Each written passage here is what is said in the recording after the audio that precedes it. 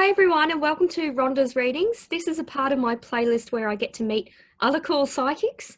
I have with me today Sara King from the Australian Spiritual Alliance, and I'm here to talk to Sara about the ASA and basically educate you on what they're about. And they've been around for a long time. I've myself have been a member and had insurance with them for a couple of years. They do offer quite a lot for psychics and the community. There's a lot of information on the website. So I thought I'd start by speaking to Sara and asking why, just a little bit about the history of the ASA. So hi Sara, welcome. Hi Rhonda, lovely to be with you. Thank you. So I just thought I'd ask you basically about the history of the ASA and why it started, how long ago it started, sort of a bit of a background from you. Sure. Well, actually, it started with a conversation that I had with Henry Zarth. We met at the IPA Big Dinner when actually I got my award in 2015 as Australian Psychic of the Year. And he and I were actually bemoaning the lack of standards in the industry, the lack of professionalism, and there was no one national organisation that could represent us, but in such a way where we had the freedom to speak as ourselves, because though at that stage everybody can be insured and we can all pay lots of money in insurance, we actually had no one that could give us security literally as mediums and psychics. And so it began out of that. And then Henry started doing a lot of work. And in 2018, we formed the Australian Spiritual Alliance, or ASA. Now, this is a national body. It's new and very unique. It's not for profit, which is what is very important. And it's a faith-based alliance. Now, what's very important about that is that it's been set up as a faith with a belief system, and that is what everyone in the spiritual industry believes in. You know, we all believe in a supreme spiritual deity, the immortality of the soul, the communion of spirits, you know, the brotherhood of man, balanced harmony of mind, body, spirit, personal responsibility or karma, and natural benefits of, you know, from therapies and complementary medicine. And so by having this faith-based alliance, we then come underneath the Australian Constitution, which gives us freedom to practice within our belief, just as all preachers do within the churches that they belong to. So we're not forcing a church or forcing people to do things a certain way. We're providing that as part of our objectives and faith. And so anyone who's a member like yourself and myself, we can become members, and then we are covered professionally for what we say and for our beliefs. And so finally, we're recognised in Australia for the professionals that we are. And there are so many wonderful psychics, mediums, spiritualist churches, meditation groups who are really good quality people, and they're just wanting proper recognition. The importance of all of this is an alliance, and it's not for profit. In fact, we're now based as a charity. Anyone who is a business, a PTY, they cannot operate like this. It actually has to be non-profit, and we all, bless us on the board, we're all volunteers. We don't get paid for what we do. And that's at the crux of it. So by doing that, and we're endorsed by lawyers, and we now come underneath the Australian Constitution, we are signed for that. We've also signed up with BMS Insurance, and BMS Insurance the insurance of Lloyd's of London, and they then provide us with indemnity insurance, which everybody has to have, unfortunately, in this day and age. But as our membership grows, BMS Insurance, they drop down what they charge us. So it's not as if they're going to charge us, you know, huge sums. They actually decrease as we get larger, which is amazing. And I've we noticed are that already, by the way, just in the past year, so that's been great. That's right. You know, because we don't make a profit, we pay everything back into the organisation. So it's very new and very, very exciting. But the important thing is we're not telling people what to do. To sign up as a member, as you probably know, you have to sign a code of conduct. You have to be a nice person. You have to not have any charges against you, or you can't have a criminal record. All of those things. You actually also have to go and get a police check to work with children. So it's just bringing into the fold all the good quality professional people that are out there that now just want recognition and protection for who they are in this industry. Really exciting. Yeah. Absolutely. And since 2018, even despite COVID-19, we're just slowly growing and developing and drawing in more and more people, and especially the spiritualist churches, they recognise the benefit of this, where finally they get the protection, as do other churches and other preachers and ministers with other faiths. Yeah, 100%. I mean, you've basically answered my next two calls, started answering my next two questions of how it benefits members and the public. But 100% I agree with you that being a psychic or doing psychic readings or mediumship readings, it's very healthy to have good standards and professionalism. And you approach any other career like that. I've been a scientist, I've done clinical trials, you know, you have good clinical practice, you follow procedures, manuals, that sort of thing. So I've also got a legal background where you had to be a fit and proper person to practice. So in any sort of aspect, your intention should be to do the best job that you can do, and obviously that gets better with practice, like being a psychic. But certainly it's very important, and I'm quite strict in my readings in that I have on my website as well, but I also say, you know, a psychic reading is about tuning into your energy. It doesn't replace expert advice, so whether that be legal, medical, financial. So if you pick up something that's an issue related to health or money, then obviously I refer them onto their GP or lawyer or financial advisor. So that's, yeah, and you're absolutely right, and it just means that that's one of the lines in the codes of conduct where you cannot give legal medical advice. If people ask me for information, I will say that I find that I have this in the cards, but I send them off to the professional that they need 100%. To go to. So I'm not giving advice that I am not trained for. But where it comes to, you know, being psychic and being a medium and indicating things and showing a pathway and a direction, absolutely, you know, I can do that. And so I think what this does, because these have got such strict standards, those people who are shonky, and we know who they are, you know, they're out there in the community, those that are shonky, they won't sign up because the codes of conduct are so professional that anyone who doesn't want to work at that level won't bother. Yeah, it's interesting, isn't it? It is very interesting, and mine's names come to mind, but I won't say them. But I find also spirit does work with you with that in the intention of good, and in that you'll find people that perhaps are a little unethical, or you know, the clients stop going to them. So it's, you know, people are drawn to the people that are going to help them. And you know, if that's me, that's great. But if not, then, you know, they're meant to go to that person for a reason, and that's completely fine. So I do find that sort of thing, spirit sorts itself out anyway, and people are drawn to good people. So it's funny how that sort of thing plays out. I know.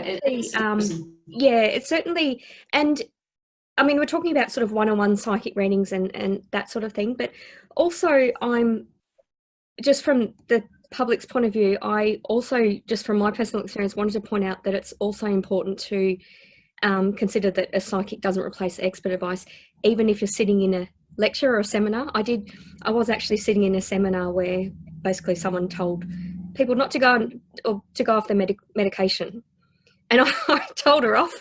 Said, "Where's your evidence?"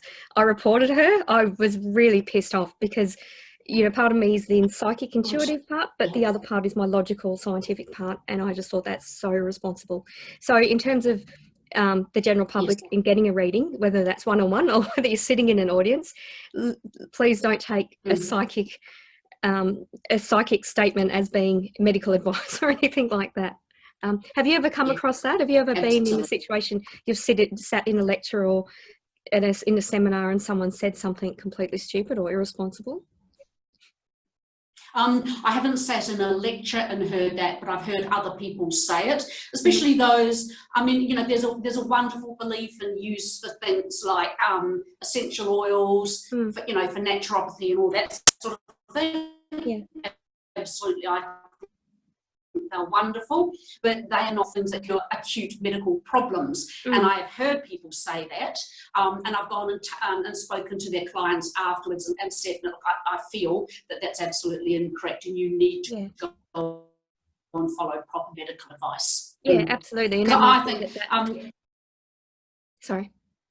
Yeah, because you know, there is very much a need and a benefit for many other treatments and therapies, as we all know, and they all work on many different levels. And oils, naturopathy, you know, all of those sorts of things can work on many different levels in the body to keep us well and healthy. But certainly when it comes to medical advice, business advice, legal advice, no, you go off and see specialists. Yeah, absolutely. And those alternative therapies may well complement your existing medical therapy, or be a preventative, as in you're looking after your mental and spiritual health. Yes. In fact, there was even one case recently. I was doing a reading for a lady, and I said, I keep getting ginger in my mouth. I feel like I'm tasting ginger. And she said, oh, yes, I love ginger. And I said, but you've got surgery coming up. She said, oh, yes, I do. I said, you need to go and Google and speak to your doctor straight away, because a certain amount of ginger will cause you to bleed out in an operating theatre. And she went, oh, but it's natural. And I said, yes, it's natural. And 1 or 2 pieces are lovely, but you need to stop before theatre. She said, oh, no, I take 10, 15 pieces a day. I said, please, you need to speak to your doctor straight away. And, you know, and so that's where it is good to know a little bit of information and pass on what is accurate, and to refer back to, you know, to professionals. Because, you know, in the ASA, it's not just for mediums and psychics, as you know, those, you know, in the area of the crystal modality, any of the other modalities, even though there are other organisations for people, they're all welcome to join the ASA and to be part of this fraternity and to work within, you know, the professional standards. And where it's really important with the ASA is we pick up and do other work for you. So when it comes to things like COVID-19 and safety, we research all the work from the medical and the health websites, and then we provide that information on our website for everybody to follow. One of the most important ones that's happening right now, in 2012, it was Julia Gillard who called the Royal Commission into institutionalised child sex abuse. And out of that, in 2017, the Royal Commission presented its report, and everything was accepted in its entirety and is now being put into place. But what that means now is that anyone who works with children, and that includes all of those in the spiritual industry, giving spiritual advice and working with children in any way, must come under very strict guidelines. And we're doing all that work now and just getting ready to put directives out across the ASA, in that anyone now working with children, as you know and I know, you have to have your national police check before you become a member with the ASA. Strict guidelines as to how to work with children. That includes the spiritualist churches, anybody who might in any way give spiritual advice to children, and that's anyone under the age of 18. If you do workshops that include children, meditations that include children, it's very strict now as to what absolutely as it should be. And one of the good things that's going to come out of that is these cults, we could call them, where, you know, children are used and abused in the name of some kind of spirit or god. They can now be stopped and closed down, thank goodness. It's all about protecting children, and the ASA is bringing out the standards on its website for all its members and everybody else who wishes to join. Beautiful. And that's enormous now in the industry for us. It really is going to be enormous moving forward. Yeah, absolutely. I mean, the two things that come to mind with children are obviously having I mean, making sure they're safe. The second of all is their sort of legal capacity to have contracts, as in not inducing a person to pay for a reading, a child to pay for a reading, you know, that they fully understand it. And of course, it's really something it really depends on the child. You know, I read for a 10-year-old, I think it was about 10-year-old and the mum, and the 10-year-old was asking more mature questions than the mum. I read both of them together. But other times I've read teenagers that, you know, and I've actually said, are you sure you want to continue with this reading? I've sort of started kind of thing. So it's almost like you've got to assume that they don't have the capacity to pay for a reading unless they fully understand what they want from it, you know.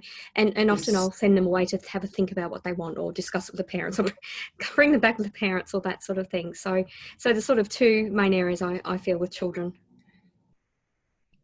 Yes, absolutely. Totally agree with you. Yeah, totally agree. And now it's such that if there's any interaction with children, you know, the parent has to be present. If it's a child who's maybe older, maybe, you know, coming up 17, well, then you would be wanting parental permission. And it's also recommended now, anything that's done is that it's recorded not only them on their mobile phone, but you record on your mobile phone, you know, you ask permission for that and keep a copy of that, so that then if there's any distress afterwards by anything that's been said, and wouldn't be with you or myself, any distress afterwards can turn around and say, well, actually, this is what was said, and being mindful that adults are bad enough, you know, taking things out of context, you know, children could too. So it's all about, you know, how we can continue, you know, with this and move forward. And so, you know, as you just said earlier, you know, I'm amazed now, COVID-19, which is keeping us sort of quieter and more, you know, locked in our homes, it gives us, the ASA, more time to get all of these policies in place that we need,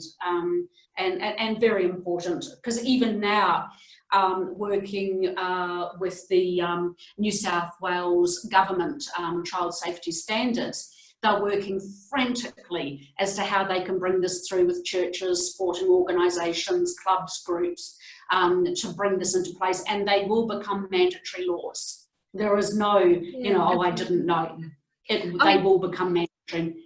Yeah, I mean, that's interesting. I mean, I consider myself a ethical person. I approach my psychic work the way I have in previous careers, yet I've never recorded a reading with a child.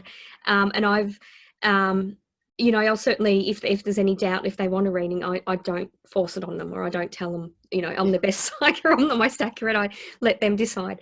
So I feel there's no coercion or anything like that. But that's interesting in terms of getting parental consent, because I mean, sometimes you don't actually know that they're a child, and it's not evident until you're halfway through the reading and they say, I'm in year 10, you think, oh, you look like you're late 20s kind of thing. You know, you don't realise. But it's the kind of thing, it's almost like, would you have verbal consent and record that, or would you have a written consent from the parents? As in, if anything was to come back from that, what grounds would you have to, you know, as in, is it your word against theirs, or, you know, if you caused any mental distress or mental anguish? Because it could be a tort of negligence. As in, if you have a duty of care, if you're basically providing a service to a child or vulnerable person, you've got a duty of care, and if that's breached and has damaged the, you know, mental distress, you know, there's a landmark case of Donahue and Stevenson, where a lady, against a manufacturer, she drank a snail in a bottle. She drank a bottle of ginger beer and there was a snail, and it's quite a famous case. But, you know, in terms of applying those principles, and you did cause damage unintentionally, how would you then demonstrate that you've had consent for that reading?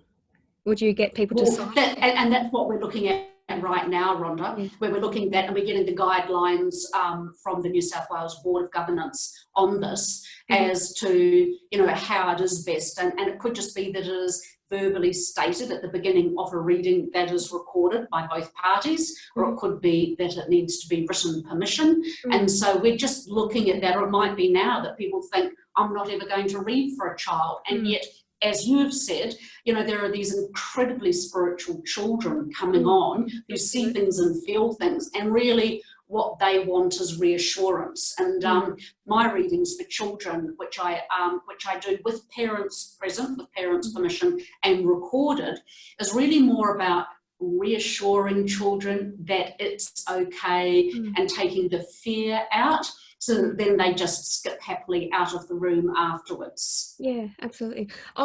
Yeah. A common one I have is usually at the MBS festival, sort of on a Friday afternoon or a Monday afternoon, and it's kids coming in the school uniform. And I find that I'll read one, and then she'll send, 4 or 5 of her friends, and I end up giving career guidance because I've had different careers myself, and I literally tune into what aptitude they have or what abilities they have, and it's more just, sometimes it's confirmation of what they wanted to choose, or it's considering other things that they're good at and they would love to do. But I mean, that's the thing. I mean, maybe I could have a little sort of consent form saying, I understand I'm 18, I voluntarily choose to do this reading and pay for this reading, that sort of thing. Well, maybe that's something. But that's a very interesting point, because it may well be thinking about this with children now, and safety with children. Can the mind, body, spirit allow children? Should everybody have to show identification now? Are they allowed to come to psychics for reading? In a psychic fair? Yeah, I mean, you don't that's have an control of interesting point. who attends an event. And if they're wearing a school uniform, they're probably under 18. But sometimes you really can't tell, and you really don't know until it's during the reading. That's right. So maybe it's just, it's something that you put up on a stand, or you have a little consent form or something like that. And even things like signing up to newsletters.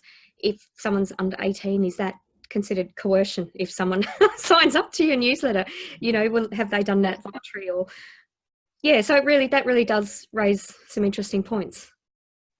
And even what you've just said is interesting too. It really is. I mean, you want the least perverse outcome for the most vulnerable person. So you're assuming that's the person or persons being younger than 18. Yeah. And actually, that's a very good point, because that's what we're including in our policies, is the word vulnerable. Vulnerable person, and that can be somebody who's vulnerable, or perhaps is mentally vulnerable, whether it's through depression, or they perhaps have a degree of a mental vulnerability, and they don't perhaps understand.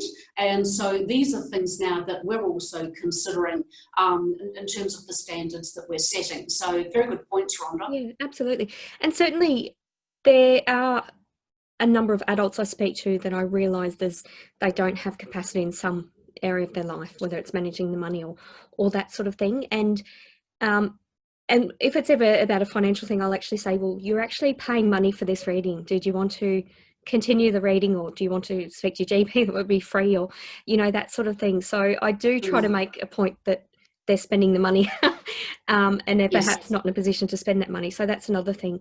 But yeah, certainly, you want someone to be empowered, but you also want to be able to point them in the right direction. And that's often a frustration for anyone, because I've done legal work, I've done outreaches as a solicitor for vulnerable people. And I've worked in homeless clinics as well. And there's a lot of mental illness there. They literally, a client will come in and I'll see 7 people in spirits around them, that sort of thing. So I have to switch off my psychic work to sort of bundy off and do that. But it's kind of, you don't know, you don't know sort of a person's capacity to understand. So even though they're over 18, that they may be vulnerable. So it really does create a bit of a fine line for a psychic, because as I said, you don't know who's coming in through the door. You don't know who's going to want to have a reading with you. And another thing on that is, sometimes you'll get children that will have a reading with your parent, but the issue is about the parent. Either the parent is and I'm the same as a scientist. I used to do, I was a specialist in sleep medicine, so I've managed labs in adult and pediatric sleep disorders. And sometimes the kid comes in, wire them up for a sleep study, and the child is completely fine, sleeps fine, but it's the adult fussing and waking the kid and making the kid anxious. So sometimes the problem is actually with the parent. It's a behavioural, it's the way they interact. So you know, that's another thing. And I've experienced that as a lawyer as well, when I've had someone wanting someone else to make a legal appointment. And I make sure I speak to the person alone, and then they don't want the appointment made. So Yes. that's another thing that can come up, where the person who, you know, the parent wants the child to have a reading. So that's another issue if the child doesn't actually want to, but then you find out that there's an issue about the parent. So you have to be very diplomatic and try to empower the child, but also perhaps see it from the parent's point of view. So you're almost playing counselor kind of thing. So that's sort of a tricky one. And again, you sort of don't realise it's not as complicated until you start doing the reading. That's right. But it's I agree. Yeah, so I was just recently doing reading for this child, and mum kept wanting to interrupt and say things, and finally, you know, I just said very quietly, Mum, I do need, you know, your child to speak, please. And so she did then step back and could talk and bring out all the things that were worrying her, which the mother didn't realise, and she said, I didn't know this, I didn't know that. And so finally, you know, the child was able to speak, mum could finally understand, and then the reading could move forward with sort of really more healing and beautiful, and improving communication for both of them. So you're right, it's really interesting when you get you know, a child and an adult in front of you. Yeah. And I think that's the point of the ASA now, where you know, we're really pleased with the fact that we can start getting these really good quality standards in place. These ones with child safe standards we have to do, COVID-19 coming in anyway. And then, you know, we're moving forward into the future and looking at even how we can set up national training. It's going to be very difficult right across Australia when you think of, you know, how vast Australia is. But even starting to look at that, you know, national definitions of, you know, psychic, medium, all of those terms, how we can bring in national training, how we can, you know, decrease risk, and also bringing in information, as you're probably aware, the government's starting, well, now with COVID-19, of course, we're down more into FPOS payments. It's all cashless, and that's going to continue and be more so. And so it's going to be more and more that there is less cash that is paid to psychics, and it's going to be everything that now is registered and logged in and connected with the ATO and the banks. And so that means that people, whether they want to or not, have to become very professional, have proper businesses. They have to have, you know, ABNs. Everything does have to be linked, and that is coming in anyway.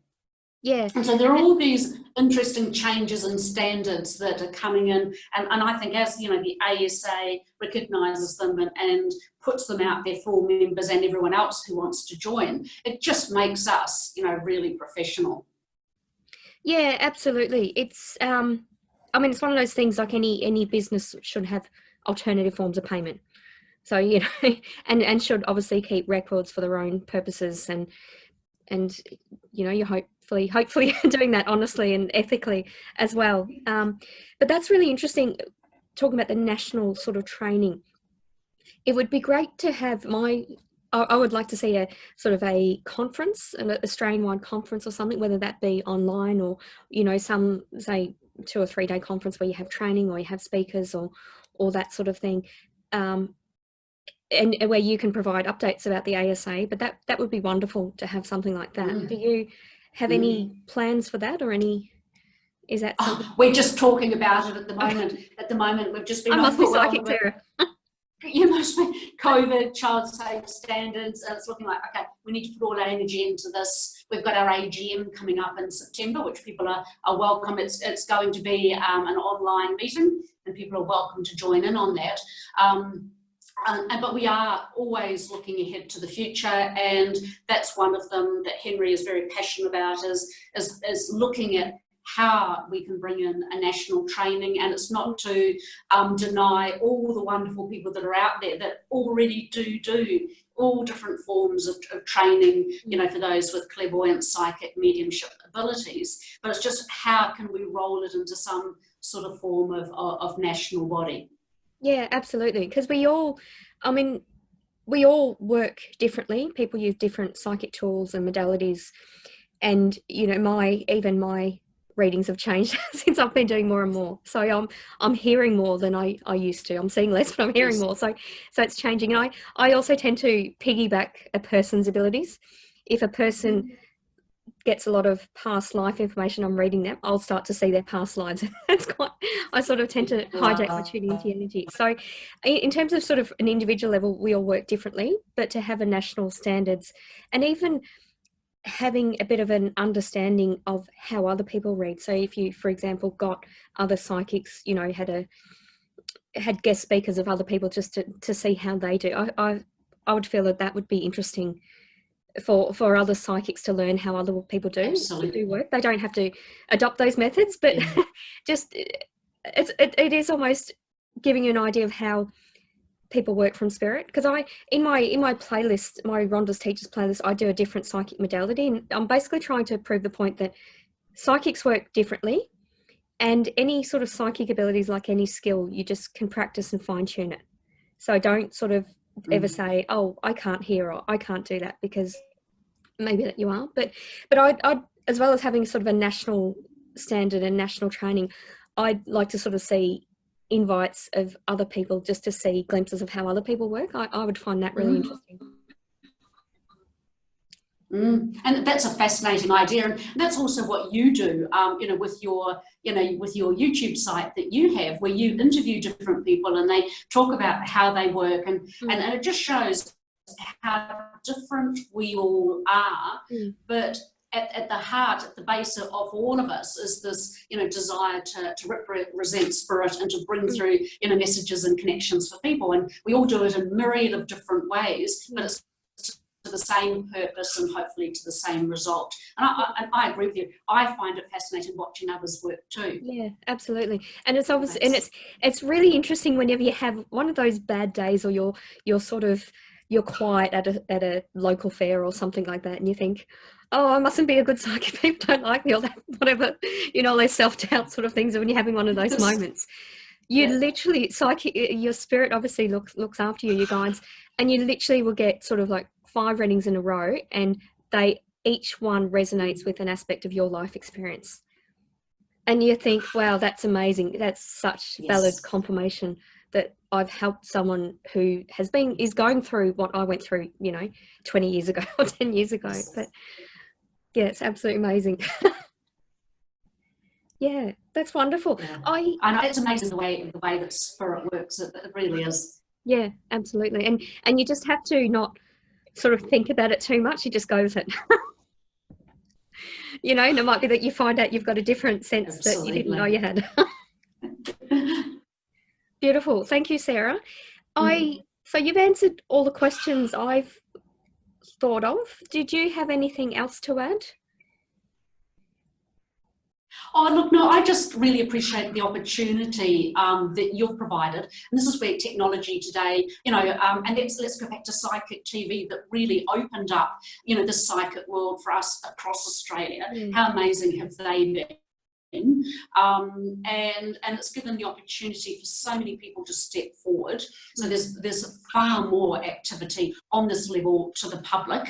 And now with websites, YouTube, all these means of communication, you know, we can still connect, which is great. And then I think that now with all these myriad means, it actually then just makes it even more important that we do just try to get some kind of national body together that can represent everybody. And like I said right at the beginning, it's not telling people what to do. It's not telling people who've already got their own beautiful business going. It's just providing the freedom to practice, the security and the insurance for you there in the moment. And, you know, and that's what's most important. Yeah, it does. The ASA does give me a feeling of comfort in that, you know, there's guidelines. It's a bit more personal and more recognition of being psychic, you know, compared to when I first got my certificate of currency from a large insurance company. It was very vague. I think I was I was an entertainer or guitarist or something, because that was the most relevant. It sort of fit with me, and I thought that was funny. I don't have a musical bone in my body, but you know, it makes me feel part of a bigger community, and I feel a lot better after talking to you in finding out a bit more about the ASA and what the intentions are. But certainly you know, Henry visited the MBS, I think it was last year, and we were handing out brochures and talking to people. They had no idea that you even existed. So hopefully there's more awareness, but certainly I'd recommend going to fairs and I'm happy wherever I've got a stand to hand out brochures for you as well. But that actually helps, I feel, to for sort of a bit of peace of mind for other psychics and also the community, Yes. knowing that it's a more regulated or guided profession. You know, we've got our own businesses and own way we work, but we follow those guidelines and we're acting ethically. Absolutely.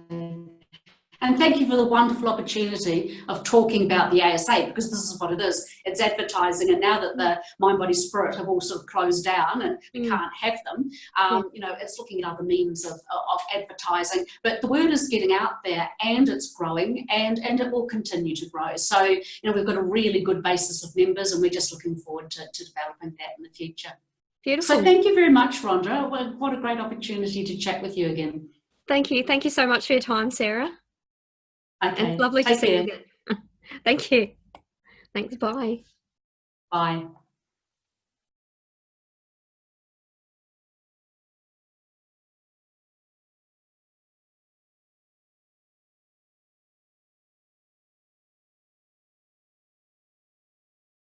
Thank you for watching till the end. I hope you enjoyed this vlog. Please comment below. Let me know your thoughts. Please subscribe to my YouTube channel, Rhonda's Readings.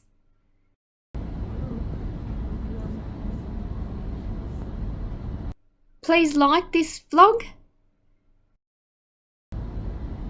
Please share it with your friends.